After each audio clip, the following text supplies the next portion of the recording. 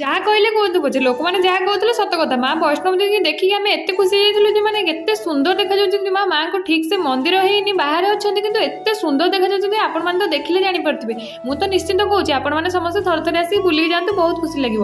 ଆଉ ଉପରେ ବି ଗୁମ୍ଫା କୋଠା ହେଇକି ବହୁତ ବଢ଼ିଆ ସେ ହେଇଥିଲା। ମୁଁ ଖାଲି କ୍ୟାମେରା ଯାହା ଆଲାଉ ନଥିଲା ମୁଁ ଆପଣମାନଙ୍କୁ ଦେଖେଇ ପାରିଲିନି ନା। କୋଉମାନେ ସବୁ ଆସିଛନ୍ତି ମୋତେ ଟିକେ କମେଣ୍ଟ କରି କହିବେ। ଆପଣମାନେ ତ ଦେଖିଥିବେ ଯେଉଁମାନେ ଆସିଥିବେ ଆଉ ମୁଁ ଆଉ ଏକ୍ସଟ୍ରାଟା କ'ଣ କହିବି ଯେ ଯେଉଁମାନେ ନ ଦେଖିଛନ୍ତି ତାଙ୍କମାନଙ୍କ ପାଇଁ ମୁଁ କହୁଛି ଆପଣମାନେ ଥରେ ଥରେ ଆସିକି ବୁଲିକି ଯାଆନ୍ତୁ। ତାପରେ ମାଆଙ୍କ ଦର୍ଶନ ସାରି ଆମେ ଆସିକି ପହଞ୍ଚିଯାଇଥିଲୁ ତଳେ। ଆଉ ମୋର ତ ସବୁବେଳେ ଲକ୍ଷ୍ୟ ଏଇ ଦୋକାନ ମାନଙ୍କରେ କିନ୍ତୁ ହେଲେ କ'ଣ ମୋ ମନ ପସନ୍ଦ ଜିନିଷ ମୁଁ ଯାହା ଖୋଜୁଥିଲି ପାଇଲିନି। ହଉ ହେଲା ମୋ ଜିନିଷ ସିନା ପାଇଲିନି କିନ୍ତୁ ଆମ ଟୁଙ୍ଗୁରୁ ପାଇଁ ଆଉ ନଣ୍ଡା ପାଇଁ କିଛି ନା କିଛି ନେଇକି ଯିବି ନା ନାଇଁ। ଜିନିଷ ଦେଖୁ ଦେଖୁ ଏଇ ବାଜାଟା କାହିଁକି କେଜାଣି ମୋତେ ବହୁତ ଭଲ ଲାଗିଲା ଭାବିଲି ଆମ ଟୁଙ୍ଗୁରୁ ପାଇଁ ନେଇଯିବି। ଟୁଙ୍ଗୁରୁ ତ ଏଥର ଖାଲି ନାଚିବ ଆଉ ନଣ୍ଡା ପାଇଁ ଜିନିଷ ଖୋଜୁ ଖୋଜୁ ମୋତେ ଲାଗିଲା ଯେ ସବୁ ଜିନିଷ ଏଠି ଯାହା ବି ଅଛି ଆମ ନଣ୍ଡାର ଅଛି। କ'ଣ ନେବି କ'ଣ ନେବି ଭାବିଲି ଆଗକୁ ଯିବା ଦେଖିବା କ'ଣ ମିଳୁଛି ନେଇଯିବା। ଆଗକୁ ଯାଉ ଯାଉ ବାଟରେ ନଈଟା ପଡ଼ିଲା। ଆପଣମାନେ ଭାବୁଛନ୍ତି କି ଆମେ ନଈକି ଯିବୁ? ନାଇଁ ମୁଁ ଆଗକୁ ଯୋଉ ମନ୍ଦିର ଦର୍ଶନ କରିବାକୁ ଯାଉଛି ତା ପାଖରେ ଏଇ ନଈଟା ଅଛି। ଦେଖିବା କୋଉ ମନ୍ଦିର